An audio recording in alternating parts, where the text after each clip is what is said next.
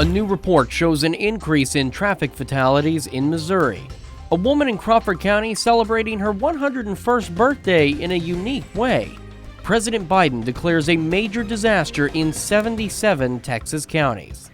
The four states' most watched news starts now. A report from the Missouri Highway Patrol says the state experienced its highest number of traffic fatalities since 2007. This is KOAM News at 6. I'm Chris Warner.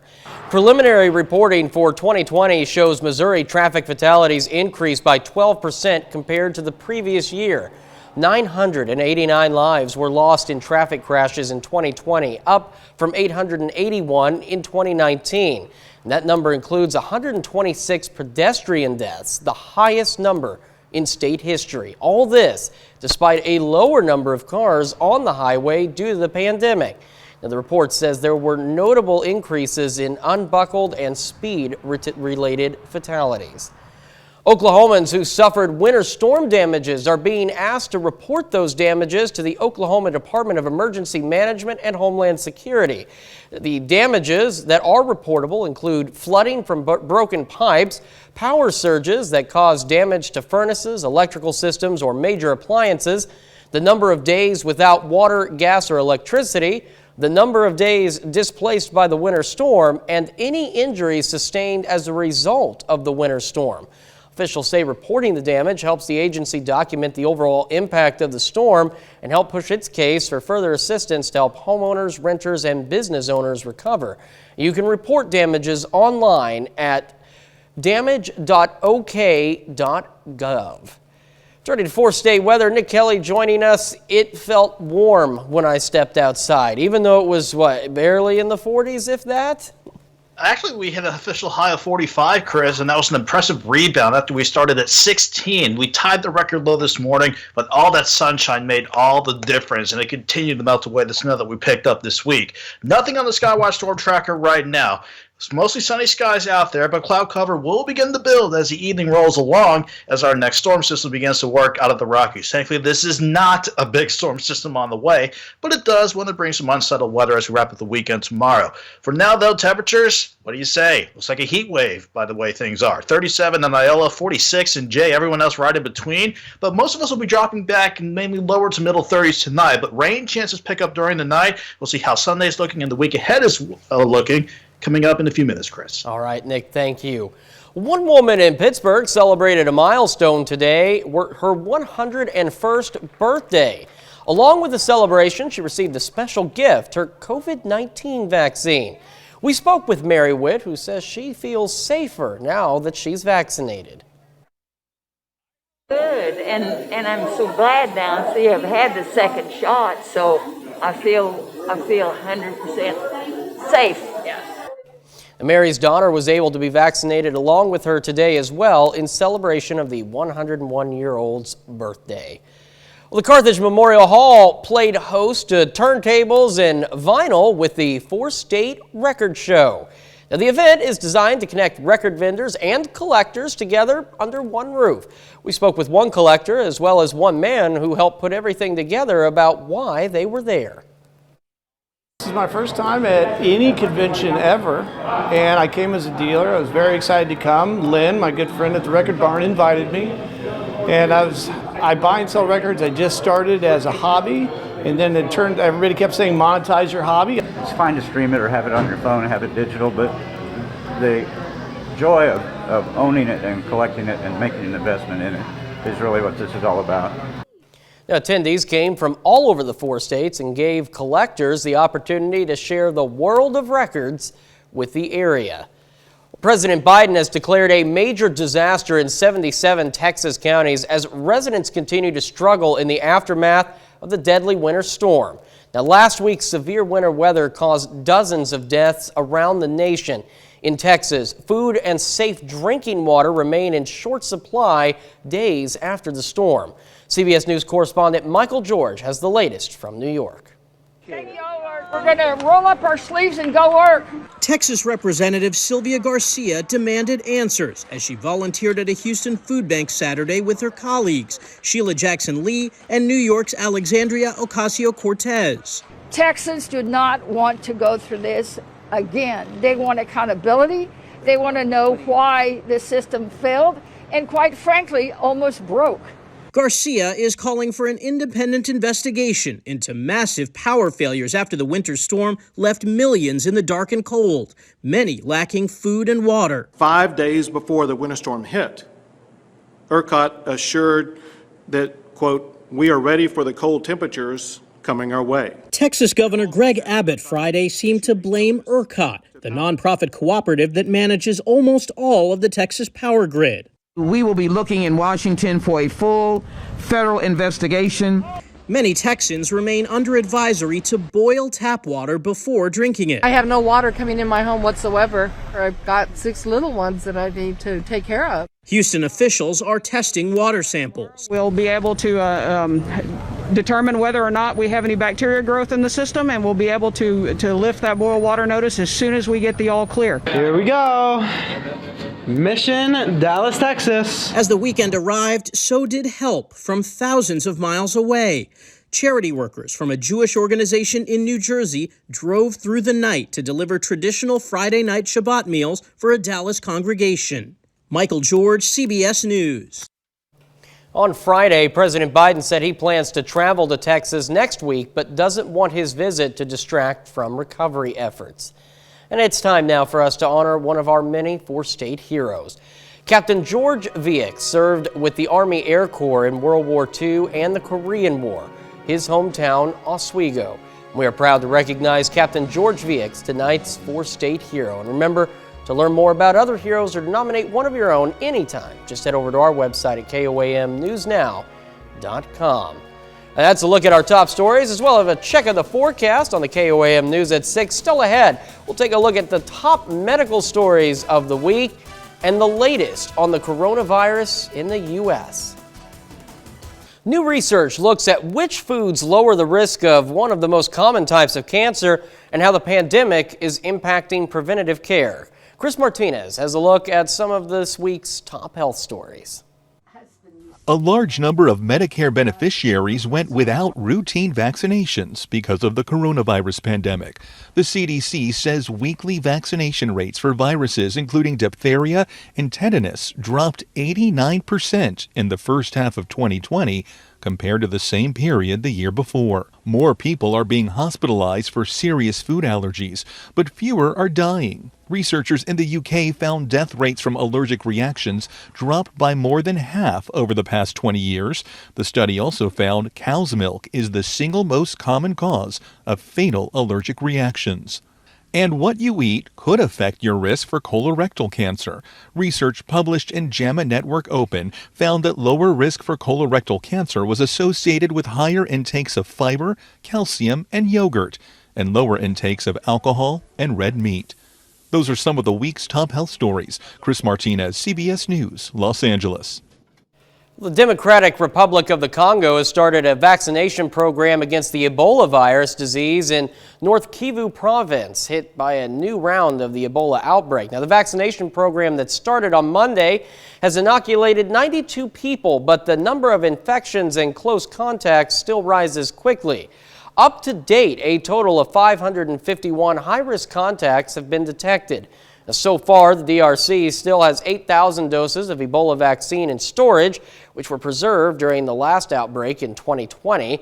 The disease has claimed the lives of over 2,300 people in the African country during multiple outbreaks in the western and eastern provinces from 2017 to 2020. Well, California is taking steps to send students back to the classroom for in-person learning. Governor Gavin Newsom says 10% of the state's vaccine supply will be reserved for educators and school staff starting next month. Now, so far, close to 42 million people in the U.S. have received at least one COVID-19 vaccine dose. The new daily case count is down 64% from the all-time high set back on January the 2nd. Now, this is an average of 1,800 people have died from the coronavirus each day this week. Michael George has the latest. Cara Gresham, a Boston dentist, is one of many whose scheduled second dose appointment got canceled. Annoyed is probably a good word. confused as to kind of what next steps to take. In Los Angeles, more than 12,000 appointments were canceled, a situation repeated in too many places, sideswiped by the storms that crisscrossed the country this week. 6 million doses due to the weather. All 50 states have been impacted. 3 days of shipments got delayed by snowed-in delivery workers, road closures, and power outages at more than 2,000 vaccine sites. That left all of this week's shipments to New York delayed. Arizona officials may push back the opening of the next phase of vaccines. The weather delays may actually play a role. We had been estimating moving into phase 1B on a statewide basis, keeping in mind some counties may not be ready to do that beginning mid to March. And still, there's reluctance among many to get vaccinated. A third of the population polled say that, and the military is no exception. For this Pfizer vaccination, it is completely voluntary. 2/3 overall don't accept the vaccine, and less than half in the elite 82nd Airborne Division, despite a push from Defense Secretary Lloyd Austin in a day one vow to troops to do everything we can to vaccinate our workforce. You've stolen a vaccine from somebody that needs it more than you. But then there are those who cut in line to get vaccinated. 2 Florida women were caught on police cameras posing as seniors. They weren't, and now face charges. You come back, anytime you're going to get arrested. Well, Nick Kelly is up next with his complete forecast.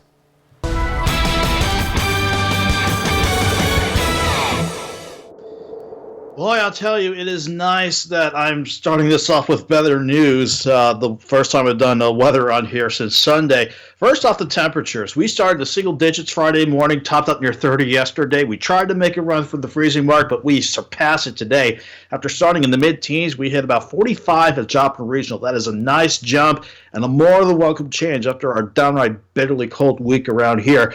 Going on down the road, though, I do see some rain chances working in tomorrow that'll wrap up our weekend. Staying in the 40s tomorrow before we start to approach 60 by Tuesday. Then I'm tracking some other storm systems on the way, including a shot for some rain, even a couple snow chances by the middle of the week. In the meantime, though, what do you say? Still nice to see mostly sunny skies as the sun continues to start setting. But temperatures look pretty good. 43 in Joplin. Feels like 37, though, with the south breeze at 11 miles per hour. But hey, it's like a heat wave compared to how cold it's been early this week. 37 in Iola, 42 in Pittsburgh, 46 in Miami, 45 in Gross. So our far northern counties more prone to see temperatures around 40 right now. But everyone's still in good shape as far as temperatures go. And even as we head toward the overnight, most of us in the lower to middle 30s. And this might play a role for some of you as our next storm system rolls in tomorrow. For the time being, though, nothing on the radar. It's nice to see that stay bone dry while our mostly sunny skies got back to work melting off our snowpack that still wants to persist. However, even though we widen the view out, at the surface doesn't look like anything's on the way. However, we plot on the surface map, we have our next front coming out of the Rockies. This is going to start to bring in some moisture late tonight, certainly for tomorrow, and bring in rain chances to wrap up our weekend. And also, we also have, if I can say it correctly, an upper low coming out of the Rockies as well. That will help to aid in our rain chances as we wrap up the weekend tomorrow. So when should we expect the rain to pick up? I don't see it happening this evening. We're going to see the cloud cover go from mostly sunny to mostly cloudy as we venture closer to the midnight hour. Then I would not be surprised if we have some areas of drizzle develop overnight and by sunrise tomorrow morning. If they can develop, some of you might be flirting with the freezing mark, maybe just the tiniest bouts of freezing drizzle. I am not seeing this as a big deal, though, but I still want to keep a close eye on that. But in general, any rain chances that come our way tomorrow will be just that, rain chances, as temperatures thankfully stay back above freezing. We'll go 33 in the morning, 41 by noon, afternoon highs around 43. Maybe a few showers to start Sunday evening out, but this wave will quickly jet on out of here.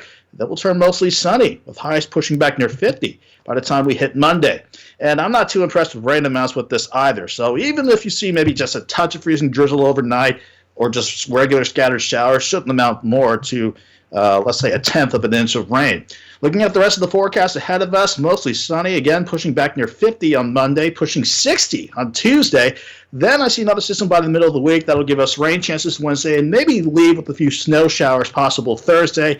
Limited moisture with that, but that will keep us in the 40s through the middle of the week, 46 Friday, and then rain chances on Saturday, Chris. You know, Nick, I was telling Doug yesterday, and I think I'm going to stick to it. On Tuesday, I'm going to break out the pool. I mean, it's going to feel warm enough to get into the pool. I may not stay long, but...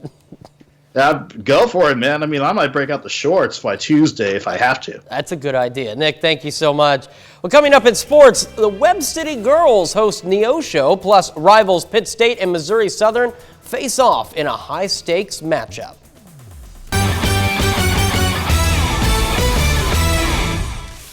The Pittsburgh State Gorillas made the short drive across the state line today.